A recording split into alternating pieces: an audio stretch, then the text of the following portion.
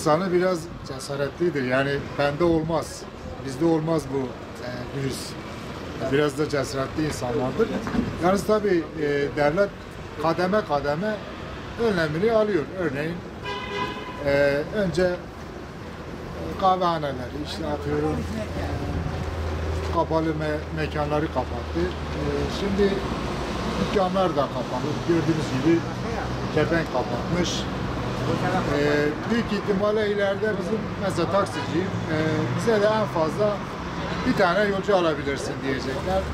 İkinci yolcuyu alamayacaksın. Bu da bizim bitişimiz anlamına geliyor. Ha şöyle bir şey yapsa Türkiye bir kademe de 3 gün bir sokak komple 3 gün sokağa çıkma yasağı olsa 3 günden sonra tekrar 2 gün bir serbestlik yani yapsa biraz daha bu şeyin önüne geçmiş olur diye düşünüyorum. Yaşlı insan evde çıkmasın. Ya evde nereye kadar oturacak? Yani yaşlı insan, hani bizim insanımız da şöyle zannediyor ki başkasına bulaştıracak. Oysa devletin amacı yaşlı insanların bulaşmaması. Yani yaşlı insanlara özellikle bu bulaşıyor.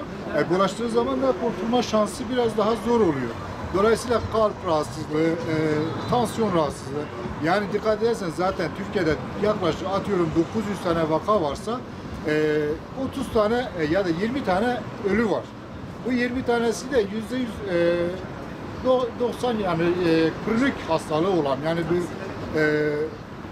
atıyorum kalp hastası, atıyorum tansiyon hastası olan insanlar ölmüştür. Yani herkesi etkilemeyen bir hastalık. Tabii ki çabuk yayılan bir virüstür. Yani nezle gibi nezlenin 10 katını düşünün. Bir gripin 10 katını düşünün.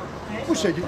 Yani şöyle söyleyeyim, Türkiye Cumhuriyeti büyük bir devlet. Ama bizim şöyle esnaf olarak isteğimiz bizim vergilerimizi ertelemesini biz istemiyoruz. Biz onu zaten ödeyeceğiz. Eğer devlet büyük bir devletse bir aylığına vergisini silebilir. Ben aldım gibisine. Bu ay bana vergi vermeyin. Bu ay bana ödemenizi yapmayın. Sizin SGK priminizi, Bağkur priminizi, maliye verginizi ben sildim bir aylığına. Devlet bu şekilde kendi büyük gösterir. Devlet benim vergimi bir ay erteledikten sonra, bir ay sonra ben nerede getireceğim? İkinci üst üste binecek 2 tane vergim. Yani bu bir çözüm değil doğrusu ses. Şakaya alacak bir hastalık değil bu. Ha dışarıya çıkan insanlarımız da evde canı sıkılıyor.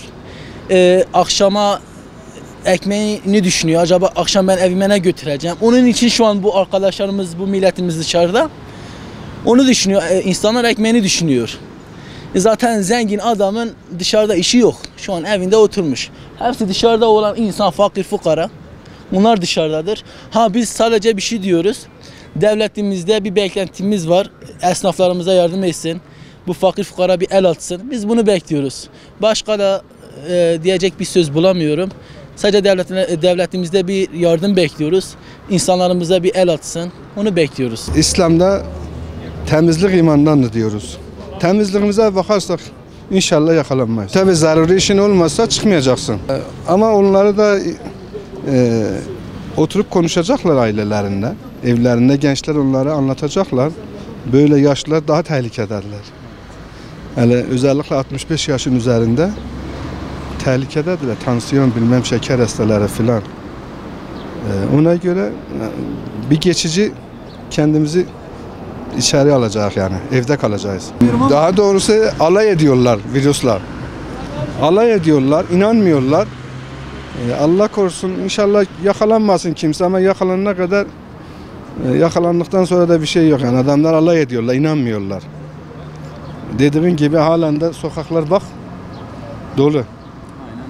Demek %50 aslında uyumuşlar ama azdı gene. Bu kalabalığın sebebi bilinçsizlik oluyor. Zaten vakaların olduğu ilk günde sokağa çıkması olsaydı şu anda bu durum olmazdı. Vaka sayısı da artmazdı. Mesela İtalya'daki gibi. İtalya'da ilk başlarda önlem alınmadı. Mesela okullar kapatıldı ama şeyler kapatılmadı. Gazinolar, birhaneler falan. O yüzden virüs yayıldı. Türkiye yani Sağlık Bakanı iyi çalışıyor, önlemini iyi aldılar. Ama halen yeterli değil bence. Yaşlı kesim canı sıkıldığı için çıkıyor. Yani bir işi yok hiçbirinin. Yani mesela ulaşım kartları ellerinden alındı zaten. Öyle olması bir nevi azalma oldu o yüzden. 65 yaş sınırlaması getirdi ama o da yeterli değil bence. Çünkü 60 yaşındakiler de çıkıyor, onlar da tehlikeli. Yani direkt sokağa çıkmazsa gelse daha iyi olur. İşte. Abi çok sıkıntı yaşadık valla. Mesela arkadaşlarımızla buluşamıyoruz. Her yer kapalı. Mesela banka gittiğimizde sabah gidemiyoruz. Öğle açılıyor oralar. Sonra kafeler, okey salonlar hepsi kapalı. Mesela artık çarşıda yemek de yiyemiyoruz. Çünkü oldu. Sipariş üzerine geçti hepsi. Yani yakında oralar da kapatılır. Sıkıntı oldu yani. Sokağa çıkmazsa olsun bence. Çünkü öyle olsa ancak öyle önüne geçebilirler. Böyle olmaz yani.